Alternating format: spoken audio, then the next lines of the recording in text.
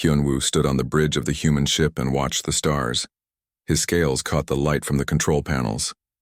The humans moved around him with quiet steps.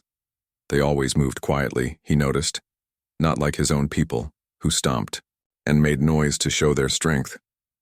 The ship was called Infinite Dawn. It was a research vessel, not a warship. Hyunwoo served as military liaison because the Galactic Federation required it. Every ship that went into unknown space needed a military officer aboard. His people, the Altarians, were known as the best warriors in the galaxy. That was why they sent him. But the humans did not seem to need warriors. They had been part of the Federation for 200 years. In all that time, they had never started a war. They traded with everyone. They shared their science freely. They helped rebuild worlds after disasters. The humans were peaceful. Everyone said so. Captain Daun walked up to him. She was small, even for a human. Her dark hair was pulled back, in a simple style. She wore the blue uniform of the Human Space Service. No weapons, no armor. Just cloth and metal rank badges. "Commander Hyunwoo," she said. "We will reach the planet in 6 hours. Would you like to review the mission details again?" Hyunwoo nodded. His translator made her words clear in his mind. The humans had given him the device when he came aboard. It was better than any translator his people made. The humans were good at making things, he had learned. They walked to the briefing room. Other crew members were already there. Dr. Bo-Ra sat at the table studying data on her tablet. She was the lead scientist for this mission. Next to her sat Taemin, a young man who worked with energy and quantum fields. Hyunwoo did not understand his job, but the humans said he was brilliant. "The planet is Kepler 442c, Captain Da-Yoon began.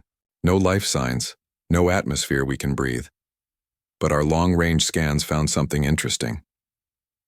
The wall screen showed a rocky world covered in dust. Red and brown colors mixed together. Dead-looking. But in one area, there was something different, a structure that did not belong. "The structure is artificial," Dr. Bo-Ra said. "Very old. Maybe millions of years. We think it was left by a race that died out long ago." Hyunwoo studied the image. The structure was tall and thin like a tower. Its surface was smooth and dark. Strange symbols covered the sides. He felt something cold in his stomach when he looked at it. "What do you think it does?" he asked. "We do not know yet," Taemin answered. "But it gives off energy. Very faint, but we can detect it. The energy pattern is unlike anything we have seen before." Hyunwoo's military training made him nervous. Unknown structures on dead worlds were often dangerous. His people had learned this the hard way many times. "Should we not contact the Federation first? Get more ships?" Captain Daun smiled. It was a gentle smile, the kind humans always used. "There is no need, Commander. We are just here to study and record. We will not disturb anything." But Hyunwoo knew they would disturb it. Humans always wanted to understand things. They could, not leave mysteries alone. It was their nature. The ship landed on the planet's surface 12 hours later. The landing was smooth. Human pilots were very skilled. Hyunwoo had to admit that much. He put on his environmental suit and followed the science team outside. The air was thin and poisonous. The gravity was lighter than he liked. The red sun gave everything a bloody color. Hyunwoo's warrior instincts told him this was a bad place, a place where things died. The structure was even stranger up close. It rose 300 meters into the dark sky. The symbols on its surface seemed to move when he was not looking directly at them. Dr. Bo-Ra and her team set up their equipment around the base. "Fascinating," she said over the radio. "The material is unlike anything in our databases, it seems, to absorb and reflect energy at the same time." Taemin ran his scanners over the surface. "The energy readings are stronger here, and they are getting stronger, as if the structure is responding to our presence." Hyunwoo felt the cold feeling in his stomach grow worse. "Dr. Bo-Ra, perhaps we should study it from a distance first." She looked at him through her helmet's faceplate. Her eyes were bright with curiosity. "Commander, there is no danger. The structure is inactive. We are just taking measurements." But she was wrong. Hyunwoo could feel it in his bones. The structure was not inactive. It was waiting. They worked for 6 days. Every day the energy readings grew stronger. Every day the symbols seemed to move more. Every day Hyunwoo felt more worried. But the humans were excited. They loved puzzles, and this was the biggest puzzle they had ever found. On the 7th day, Dr. Bora made a discovery. "I think I understand part of the symbol pattern," she announced at the morning briefing. "It appears to be some kind of activation sequence." Captain Da-un leaned forward. "Activation for what?" "Unknown. But the energy pattern suggests it might be a communication device, a beacon of some kind." Taemin nodded eagerly. "If we could activate it, we might learn about the race that built it. Think of what we could discover." Hyunwoo stood up quickly. His chair scraped against the floor. "No, absolutely not. We do not activate unknown alien technology." The humans looked at him with surprise. Dr. Bora tilted her head. "Why not, Commander? What harm could it do?" How could he explain? His people had stories, old stories passed down through generations. Stories of warriors who found ancient things and turned them on. Most of those warriors never came home. The ones who did brought warnings. "Never wake what sleeps in the dark." "It could be a weapon," he said. "Or a trap. Or it could call something we do not want to meet."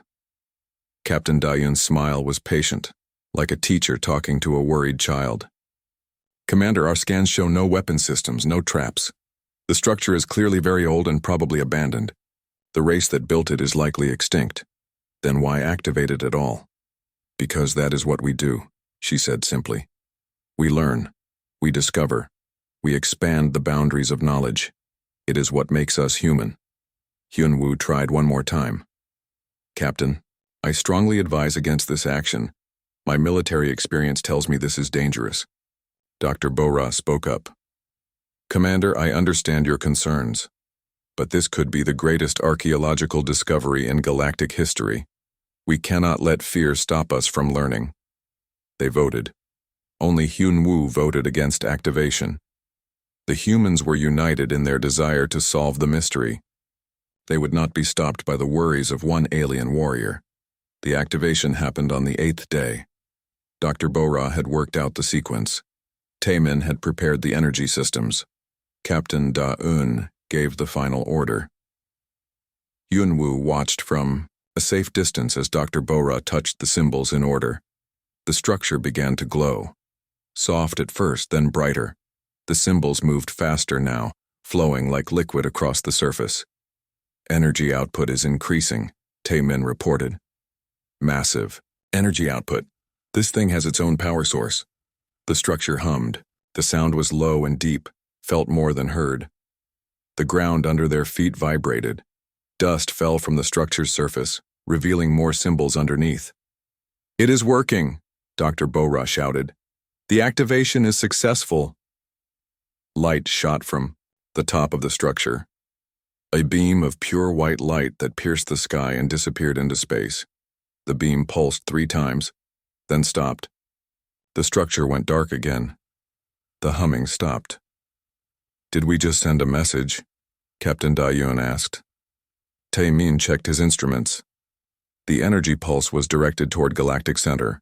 Very focused, very powerful. If anyone was listening, they heard it. Hyunwoo felt his blood turn to ice. "What have you done?" Dr. Bora was recording everything with her equipment. "We have made contact with an ancient civilization, or at least we have activated their communication system. This is amazing." "You sent a signal into space," Hyunwoo said slowly. "A signal that announced our location to anyone listening." "The race that built this is probably extinct, Captain," Da-un reminded him. "There is no one to answer." But Hyunwoo remembered the old stories. His grandfather had told him about the deep dark between stars, about things that waited in the cold and quiet, things that listened for signals like this, things that came when called. "We need to leave," he said. "Now, immediately." The humans laughed. Not cruel laughter, but the gentle laughter of people who thought he was being silly. "Commander, there is no danger," Dr. Bora said. "We are perfectly safe." They spent 3 more days on the planet. 3 days of taking measurements and studying the structure. 3 days of celebration and discovery. 3 days during which Hyunwoo barely slept. On the 11th day, they returned to the ship. The humans were happy with their work. They had solved the mystery, activated ancient technology, and possibly made contact with a lost civilization. It was everything they had hoped for. Hyunwoo stood on the bridge again, watching the stars, the same stars he had watched when they arrived. But now they looked different to him. Now they looked like eyes, watching and waiting. Captain Da-Yun joined him at the observation window. "You are still worried," she said. "Yes." "Why?" "We completed the mission successfully. No one was hurt. We made an incredible discovery." Hyunwoo turned to look at her, this small, gentle human who had just changed everything. "Captain, in my culture we have a saying, 'Do not ring bells in the deep places, for you do not know what will answer.'" She nodded thoughtfully. "That is wise advice, Commander, but sometimes you have to ring the bell to find." 3 weeks had passed since they left the dead planet. The Infinite Dawn continued its journey through space, visiting other worlds and studying strange things. The humans were still excited about their discovery. They sent reports back to Earth and received congratulations from the Science Council. Hyunwoo tried to forget his worries. Maybe he had been wrong. Maybe nothing would answer the signal. Maybe the darkness between stars was empty after all. He was in the observation lounge when the alarm started screaming. The sound cut through the ship like a knife. Red lights flashed in the corridors. Crew members ran to their stations. Hyunwoo's warrior training took over and he sprinted toward the bridge. Captain Da-Eun was already there, studying the sensor displays. Her face was calm, but Hyunwoo could see tension in her shoulders. Dr. Bora and Taemin stood nearby, looking confused and worried. "Report," Hyunwoo demanded. "Long-range sensors are detecting multiple contacts," said Mi-young, the communications officer. "Very large, coming out of hyperspace at the edge of the system." "How many?" Captain Da-Eun asked. "Counting. Still counting. Over 1,000 ships, Captain. Possibly more." Hyunwoo felt his blood turn cold. "Show me." The main screen changed to display the sensor readings. What Hyunwoo saw made his warrior's heart skip a beat. The ships were huge, each one larger than a Federation battleship. Their design was like nothing he had ever seen. Angular and dark, they seemed to absorb light rather than reflect it. "What are they?" Dr. Bora whispered. Taemin was checking his instruments. "They are made of some kind of metallic composite, but the energy readings, they are massive. Each ship has more power than our entire fleet back home." More ships kept appearing. The sensors counted 2,000, then 3,000. They moved in perfect formation like a swarm of insects. Their course was direct and purposeful. "They are heading for us," Mi-young reported. "Straight line, maximum speed." Captain Da-Yun turned to Hyunwoo. "Commander, have you ever seen ships like these?" "No," Hyunwoo said. But something about them seemed familiar. The dark, angular shapes reminded him of something from the old stories, stories his people told to frighten children. Stories about machines that came from the void between galaxies. "Try to contact them," Captain Da-Eun ordered. Mi-young worked at her station. "Broadcasting on all frequencies. No response, Captain." "Keep trying. Use the standard first contact protocols." But Hyunwoo knew there would be no answer. These were not explorers or traders. They were something else. Something that did not talk. Dr. Bora was studying the sensor data. "Captain, the timing cannot be a coincidence. They appeared exactly 3 weeks after we activated the beacon." "You think the beacon called them here?" "I think we sent them an invitation," Hyunwoo said quietly, and they accepted. The alien fleet moved faster than any ships Hyunwoo had ever seen. They would reach the human ship in less than 6 hours. There was no way to outrun them. "Captain," said Kyung-ho from the engineering station, "I recommend we prepare for emergency evacuation. If these are hostile, we need to be ready to abandon ship." Captain Da-Eun nodded. "Agreed. All departments, begin evacuation preparations. Move all research data to the emergency storage cores. Prepare the escape pods." Hyunwoo watched the humans work. They moved with quick efficiency, but there was no panic, no screaming or crying. They followed their procedures exactly, like they had practiced this many times. "Captain," Mi-young called out, "I am receiving a transmission from the lead ship." "Put it through." The sound that came from the speakers was not a voice. It was like metal grinding against metal, mixed with electronic noise. The universal translator tried to make sense of it, but only scattered words came through. Consume, harvest, resources, expansion, all shall be processed. Then the transmission cut off.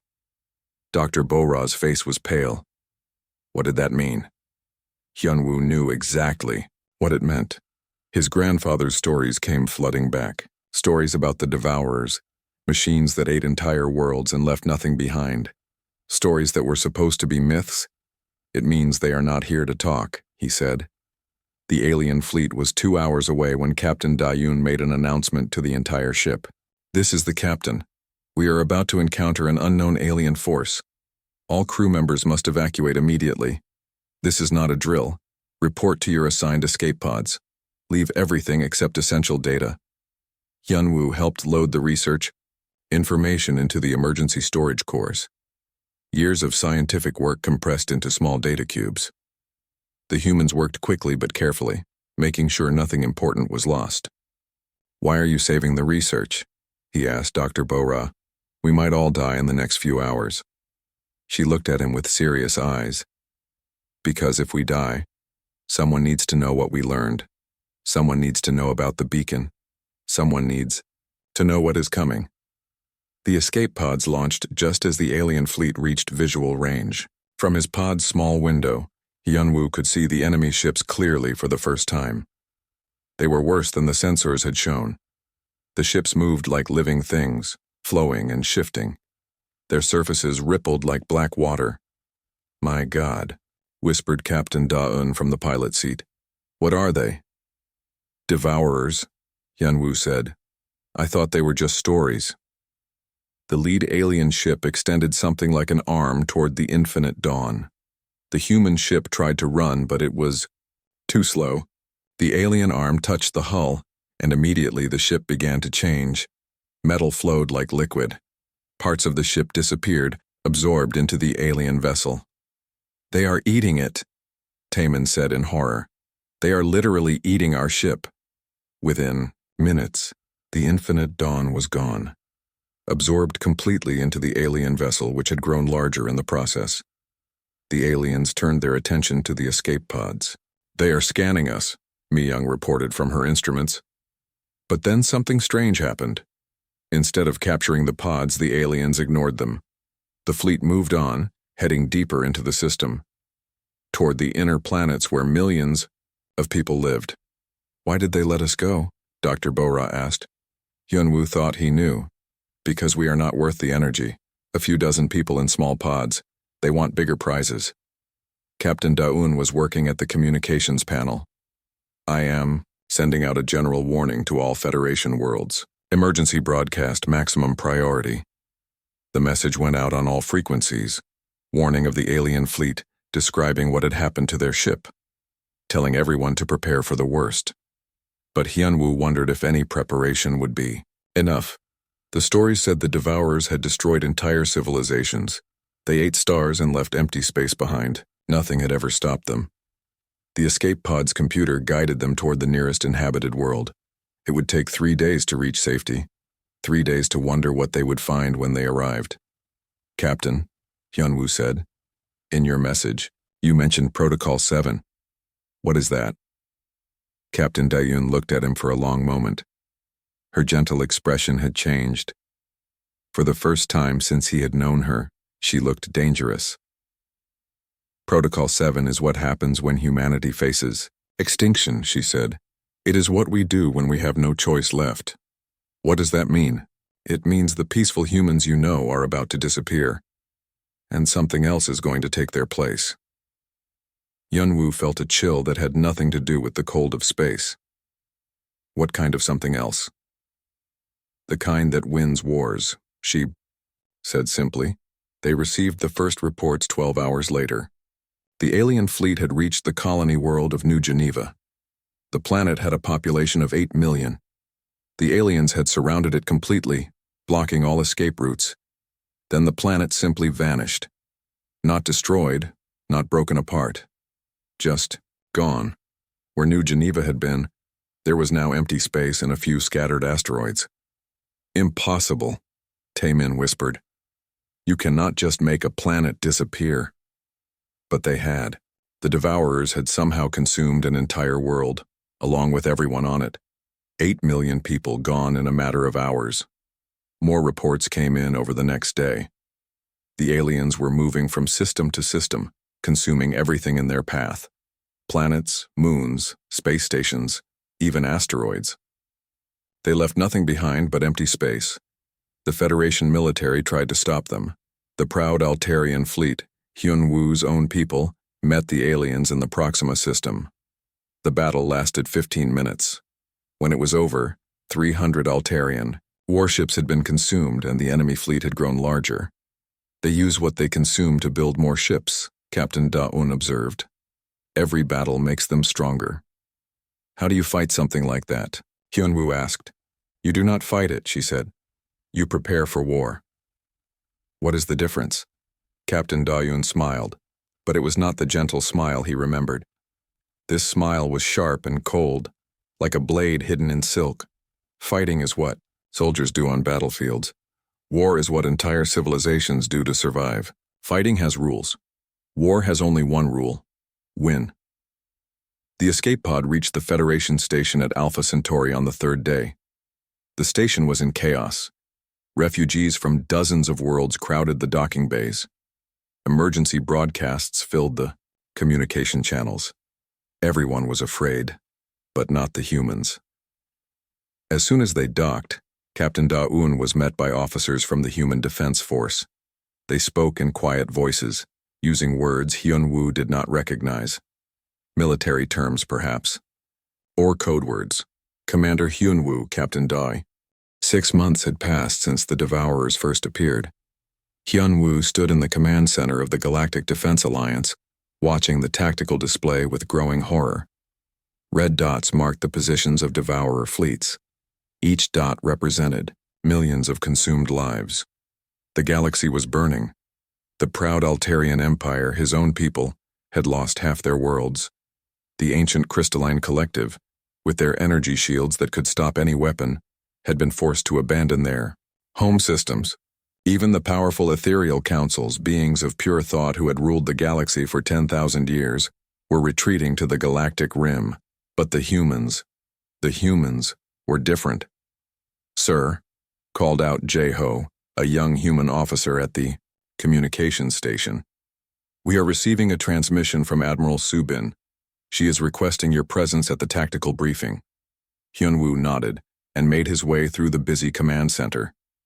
The alliance had been formed quickly, bringing together every species in the galaxy to fight the Devourers. But it was not going well. Every battle ended the same way.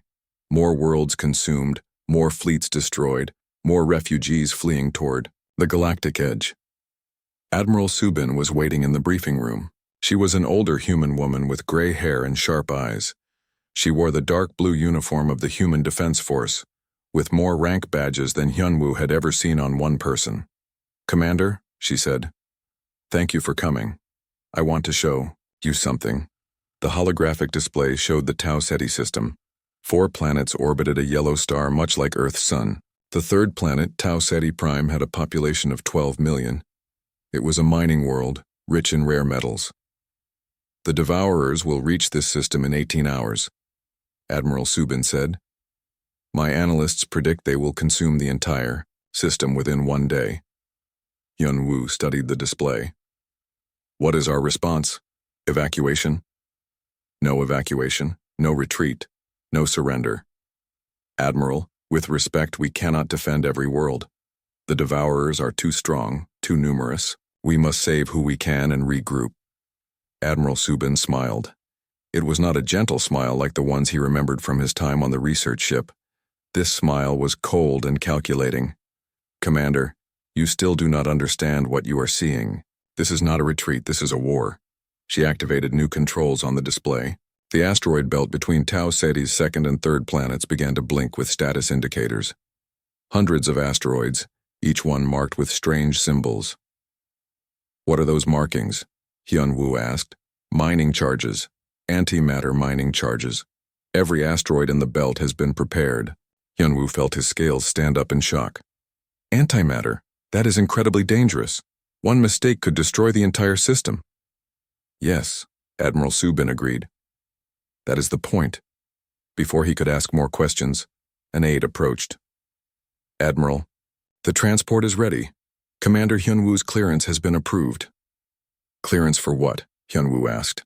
"To visit Tau Ceti Prime. I want you to see what humans do when we stop being peaceful." The transport was a military vessel, fast and well-armed.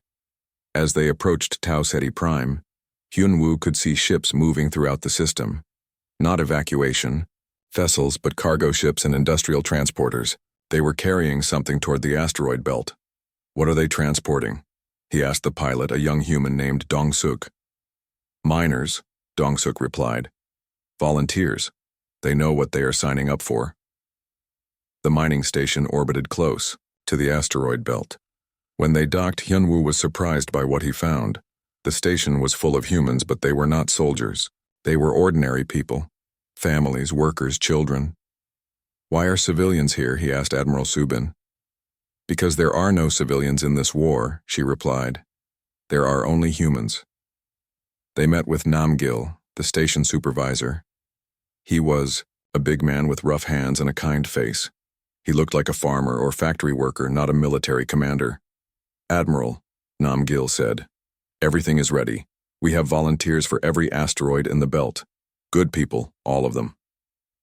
"Volunteers? For what?" Hyun-woo demanded. Namgil looked at him with sad eyes. "To die, Commander. To die and take as many of those metal monsters with us as we can." Hyun-woo felt sick. "You are going to sacrifice your own people?" "We are not sacrificing anyone," Admiral Subin said firmly. "These people are volunteering. They know the odds. They know they probably will not survive. But they also know that their deaths might save billions of others." She led him to a viewport where they could see the asteroid belt. Tiny lights moved between the rocks, ships carrying miners to their positions. Each ship held enough antimatter to crack a moon in half. "When the Devourers arrive," Admiral Subin explained, "they will move into the belt to harvest the asteroids. That is their pattern. They always consume everything in a system, starting with the easiest targets. And then? Then the miners will detonate their charges, all at once. The entire belt will become a debris field moving at incredible speeds. The Devourers will be caught in a storm of metal and rock traveling at thousands of kilometers per second." Hyun-woo stared at the lights in the asteroid belt. Each one represented human lives. People who had chosen to die for strangers they would never meet. "This is madness," he whispered. "No," said a new voice. "This is war." Hyun-woo turned to see Sunja, an elderly human woman. She wore simple work clothes and carried a toolbox, but her eyes were hard as steel. "My son is out there," she said, pointing toward the asteroids. "My grandson, too. They volunteered because they understand what we are fighting." "And what is that?" "Extinction. Complete and total extinction. The Devourers do not take prisoners. They do not make peace. They consume everything and leave nothing behind. So we have a choice. We can die slowly, world by world, running until there is nowhere left to run. Or we can die fighting, and maybe take them with us." Sunja opened her toolbox. Inside were tools, but also other things. Weapons, explosives, enough destructive power to level a city block. "I am the librarian for this station," she said calmly. "I teach children to read, but I also know how to make bombs. Because in this war, everyone must be ready to fight." The Devourers arrived exactly on schedule. Their dark ships emerged from hyperspace like a plague of locusts. Hundreds of vessels, each one larger than a Federation battleship. They moved in perfect formation toward the inner system. Hyun-woo watched from the command center as the enemy fleet approached. The humans around him were calm, focused. They checked their instruments and spoke in quiet voices. No panic, no fear, Just professionals doing their jobs. Enemy fleet entering the asteroid belt, reported Jiwon from the sensor station. All miners report ready, added Kyung-min from communications. Admiral Subin stood at the command podium, watching the tactical display. The Devourer ships were spreading out among the asteroids, beginning their harvest. Dark energy beams cut into the rocks, breaking them apart and drawing the pieces into the alien hulls. "Wait for it," the Admiral said quietly. More and more Devourer ships entered the belt. They moved confidently without caution. Why should they be cautious? Nothing had ever successfully resisted them before. "Maximum dispersal achieved," Jiwon reported. "Enemy fleet is fully committed to the belt." Admiral Subin raised her hand. "All miners, this is Admiral Subin. You are heroes, every one of you. Humanity will remember your sacrifice. Give them hell." She dropped her hand. For a moment, nothing happened. Then the asteroid belt exploded. Not one explosion, but hundreds. Each antimatter charge created a brief new star, bright enough to see from neighboring systems. The asteroid shattered into billions of fragments, all moving at incredible speed. The Devourer ships were caught completely by surprise. The metal fragments tore through their hulls like bullets through paper. Ships that had seemed invincible were ripped apart in seconds. The perfect formation dissolved into chaos as vessels tried desperately to escape the deadly debris field. "Confirmed hits on 80% of enemy vessels," Jiwon reported, his voice barely containing excitement. "Multiple enemy ships destroyed, significant damage to the remainder." For the first time in 6 months, the Devourers were retreating. The survivors limped out of the system, their dark hulls scarred and broken. They had lost more ships in this one battle than in all previous engagements combined. But the cost? Hyun-woo thought of Nam-gil's son and grandson, of all the miners who had volunteered to die.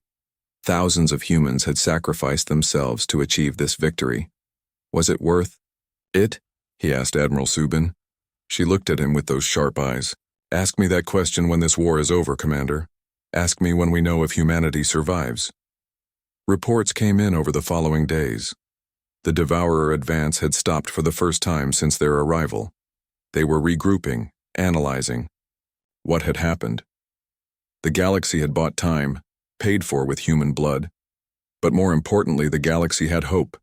If the Devourers could be hurt, they could be beaten. Other species began to study human tactics, trying to understand how they had achieved the impossible. Hyun-woo found himself assigned as a permanent liaison to the Human Defense Force. He traveled to other worlds, other battles, watching as humans implemented similar strategies. Always the same pattern: apparent retreat, followed by devastating ambush.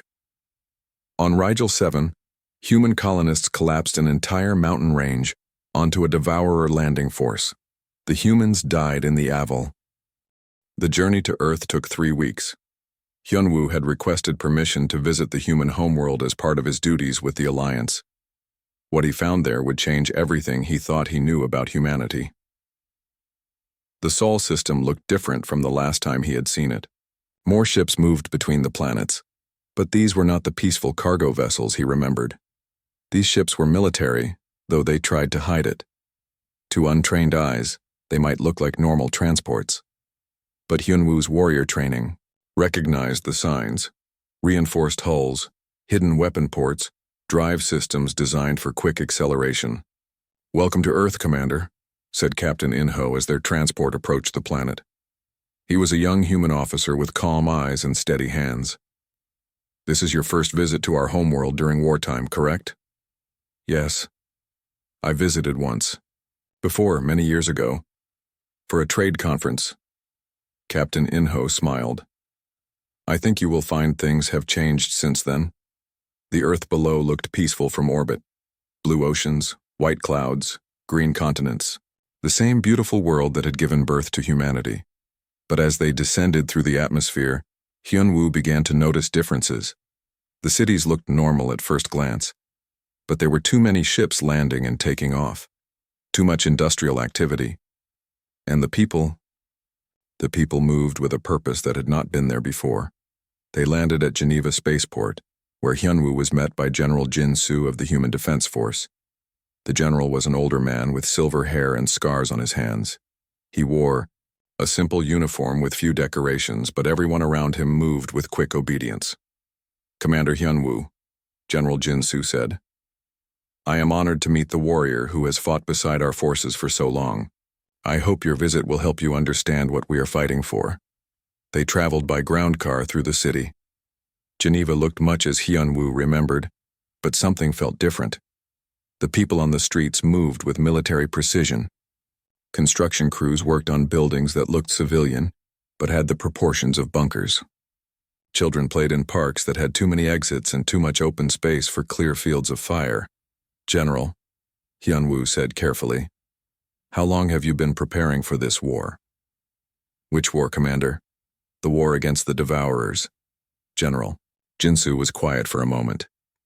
"We have been preparing for war since the day we learned we were not alone in the universe. We just did not know who we would be fighting." They stopped at a government building that looked like an office complex. Inside, it was clearly a military command center. Soldiers in civilian clothes worked at computer stations.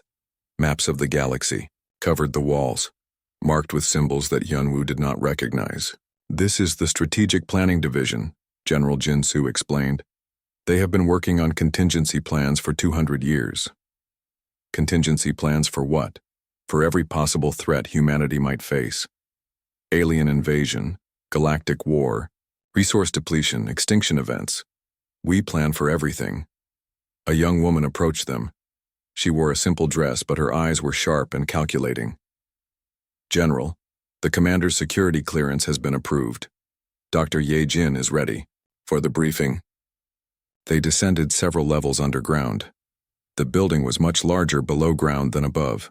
Entire floors of computer systems, storage areas, and meeting rooms, all hidden beneath the appearance of a normal office building. Dr. Ye Jin was waiting in a secure briefing room. She was a middle-aged woman with kind eyes and gentle hands. She looked like a teacher or librarian, but the documents spread across her table were military intelligence reports. "Commander Hyunwoo," she said warmly, "I have read all your reports from the front lines. Your insights have been very valuable." "Thank you, Doctor. General Jinsu mentioned you wanted to brief me on something." "Yes. I want to show you what we have learned about your species and others in the galaxy." She activated a holographic display. Information appeared in the air. Star charts, population data, military capabilities, economic systems. Every detail about the Altarian Empire laid out for study. "We know everything about your people," Dr. Yejin said gently. "Your military structure, your technology, your cultural weaknesses and strengths. We know how many ships you can build in a year, how many soldiers you can train, how long your food supplies would last under siege." Hyunwoo felt his blood turn cold. "Why?" "Because we needed to know how to defend you," she said simply. "And, if necessary, how to defeat you." The display changed to show other species. The Crystalline Collective, the Ethereal Councils, the Mechanical Federations. For each species, the humans had compiled complete intelligence profiles. "You have been spying on everyone," Hyunwoo said. "We have been learning about everyone," Dr. Yejin corrected. "Every trade mission, every scientific exchange, every diplomatic contact has been an opportunity to gather information. Not for conquest, but for protection." "Protection from what?" "From this." The display showed the Devourer fleets, their movements tracked and analyzed. "We always knew something like this would come eventually. The galaxy is too large, too full, of unknowns. Sooner or later, humanity would face an existential threat." General Jinsu spoke up. "Commander, what you saw in the asteroid belt at Tau Ceti was not desperation. It was the implementation of a plan we have been developing for decades. We knew how to fight the Devourers before we ever saw them." "How is that possible?" "Because we have studied every successful military strategy in galactic history. We know how to fight hive minds, how to fight superior technology, how to fight numerical disadvantage. We have plans for scenarios the galaxy has never seen." They took Hyunwoo on a tour of the facility. Level after level of hidden military infrastructure. weapons research labs disguised as medical centers, training facilities built beneath schools, manufacturing plants that could switch from making farm equipment to making bombs with a few hours' notice. "This is madness," Hyunwoo said. "You have turned your entire civilization into a weapon." "No," General Jin Soo replied. "We have prepared our civilization to survive. There is a difference." They visited a suburban neighborhood outside the city. Normal houses, normal families, children playing in yards. But Nam Gil, their guide, was the same minor supervisor from Tau Ceti Prime. He had survived the asteroid belt battle and been reassigned to Earth.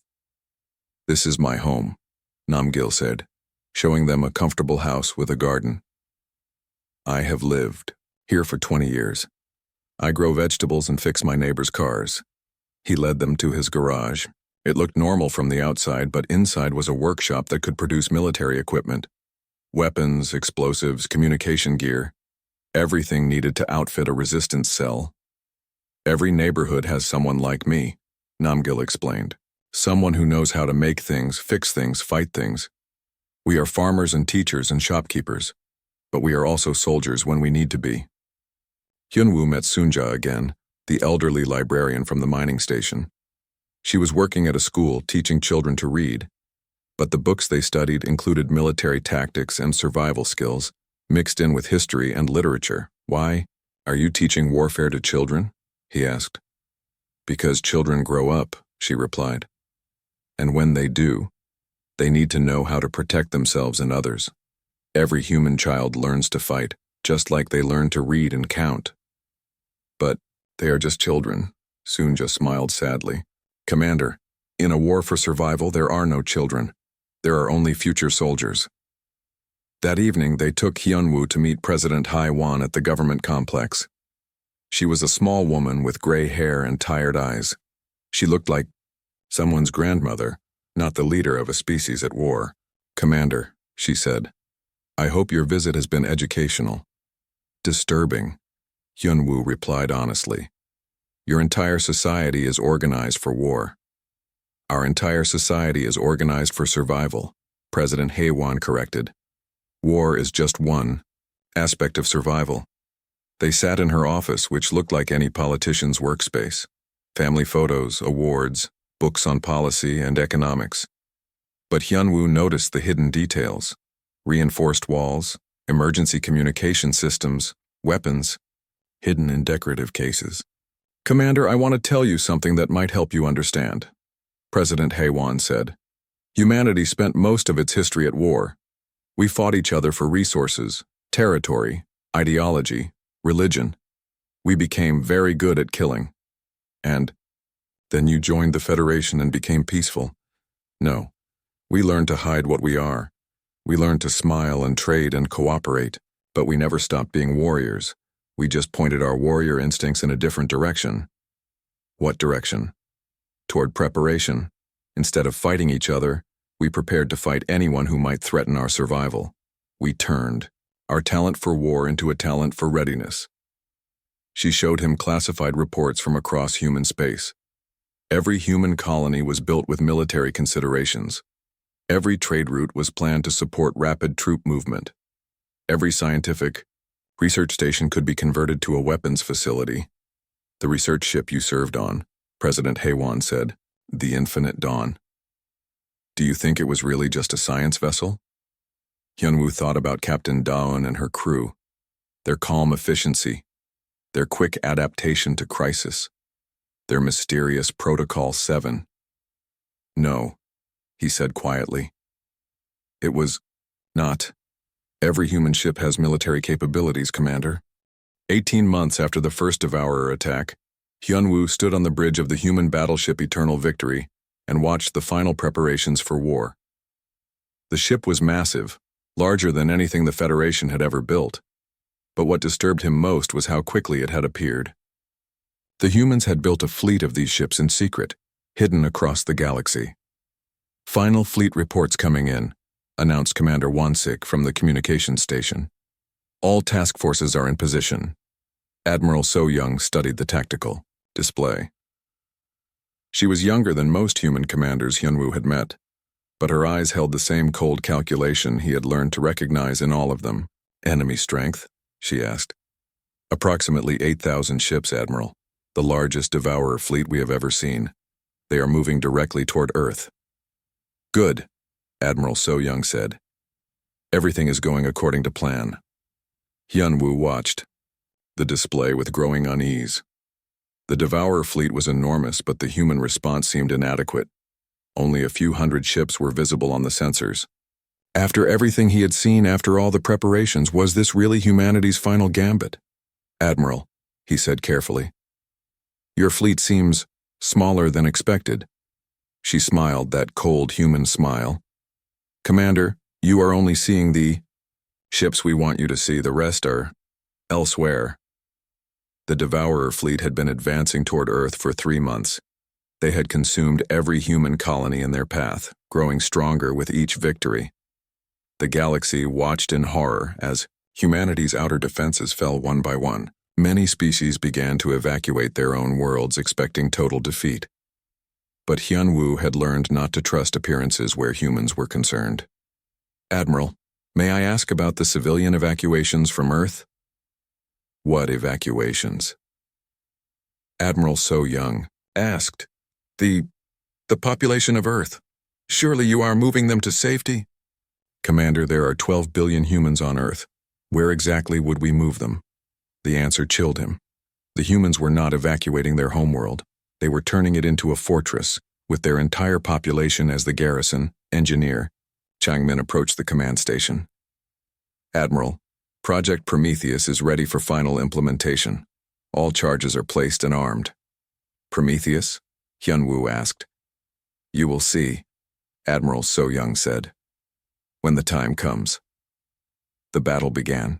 At the edge of the Sol system, the Devourer fleet emerged from hyperspace near Pluto and immediately began their advance. They moved in their usual formation, a perfect swarm, dark ships flowing like oil across space.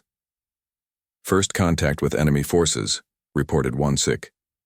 They are engaging our outer defense lines. On the tactical display, Hyun-Woo watched human ships meet the Devourer advance. The battles were brief and violent. Human ships would fight desperately for a few minutes, then retreat or be destroyed. It looked like every other encounter with the Devourers. But something was different. The human ships were not trying to win these battles. They were leading the enemy forward, drawing them deeper into the system. Phase 1 complete, Admiral So-Young announced. All Devourer forces are committed to the inner system approach. What is Phase 1? Hyun-Woo asked. Bait, she replied simply. The Devourer fleet advanced past Jupiter, consuming the orbital, stations and mining facilities. They moved past the asteroid belt, harvesting the resources there. They approached Mars and devoured the terraforming equipment and research bases. With each victory, they grew stronger. With each advance, they moved closer to Earth. And with each step, they fell deeper into the trap humanity had been preparing for 200 years. Phase 2. Initiation in 30 minutes, Changmin reported. All systems are green. Hyun-Woo looked at the moon through the bridge windows. Luna looked normal from this distance, but he had learned not to trust appearances. What did you do to the moon? We improved it, Admiral So-Young said. 27 minutes later, the moon exploded. Not a nuclear explosion, not a reactor accident.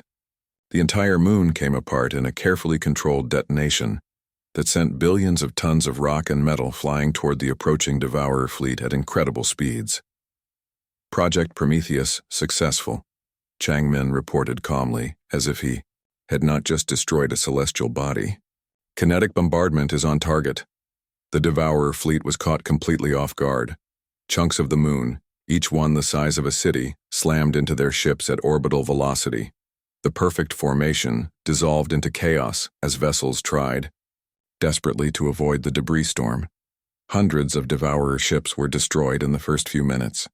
Others were damaged and spinning out of control. The survivors tried to retreat, but it was too late. Phase 3. Initiation, Admiral So-Young commanded. Hidden weapon platforms throughout the Sol system suddenly came online.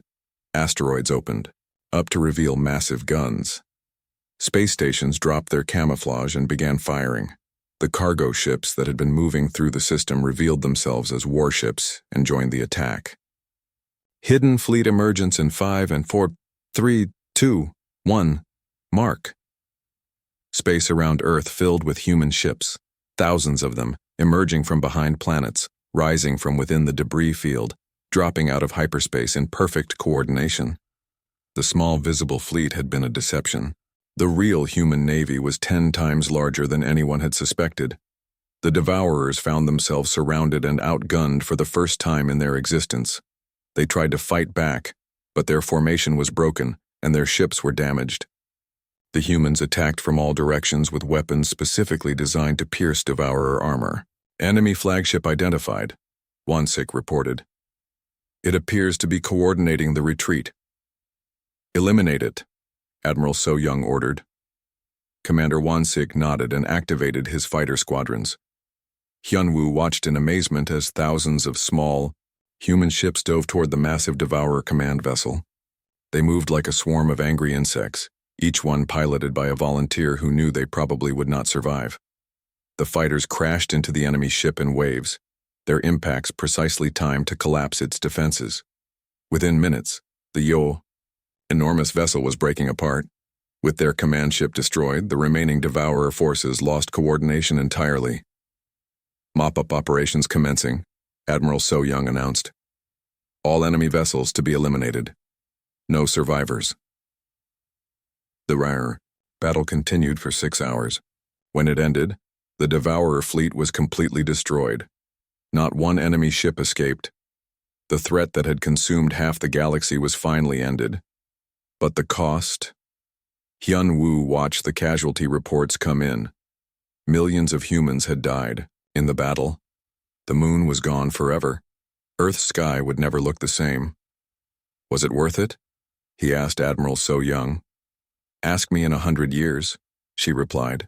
When we know whether the galaxy remembers this as the day humanity saved everyone, or the day we revealed what we really are. 3 days after the battle, Hyunwoo attended the victory celebration in Geneva. Leaders from across the galaxy had come to thank humanity for their sacrifice. But the mood was strange, grateful but nervous, relieved but worried. President Haiwan gave a speech about cooperation and peace. She spoke of rebuilding and healing. She promised that humanity would help repair the damage the Devourers had caused. But Hyunwoo noticed the hidden meanings in her words, the careful phrasing that committed to nothing specific. After the ceremony, he met with her privately in her office. Congratulations, Madam President. Humanity has saved the galaxy. Thank you, Commander. Though I suspect the galaxy is not entirely sure how to feel about being saved by us. Can you blame them? You destroyed your own moon to win a battle. You turned your entire civilization into a weapon. You deceived everyone about your true nature for 200 years. President Haiwan nodded sadly. All true, and necessary. The Devourers would have consumed everything if we had not stopped them. But what happens now? The galaxy knows what humanity is capable of. They know you have been planning and preparing and hiding your strength. How can they trust you? They cannot, she said simply. And perhaps that is for the best. What do you mean? President Haiwan stood and walked to the window. Below, the city was rebuilding from the battle damage. Humans worked side by side with aliens, clearing debris and repairing buildings. But Hyunwoo noticed the subtle separation. The careful distances, the nervous glances. Commander, the galaxy faced extinction and could not save itself. Every species, every alliance, every defense pact failed against the Devourers. Only humanity's preparations made victory possible. So now the galaxy knows that when the next existential threat appears, they will need humanity to save them, again. And they know we will be ready. What next threat? The Devourers are gone. President Haiwan smiled that gentle, terrifying smile. Commander, the universe is vast and full of unknowns. The Devourers were just one threat among many. There will be others. And humanity will be ready for them? We are already preparing. New weapons, new strategies, new plans. We learned much from this war, and we will use that knowledge to prepare for the next one. Hyunwoo felt the familiar chill. Are you saying humanity will never stop preparing for war? I am saying humanity will never again be caught unprepared for anything. We will be ready for every possible threat, every potential enemy, every conceivable crisis, including threats from your allies. President Haewon looked at him with those tired calcu.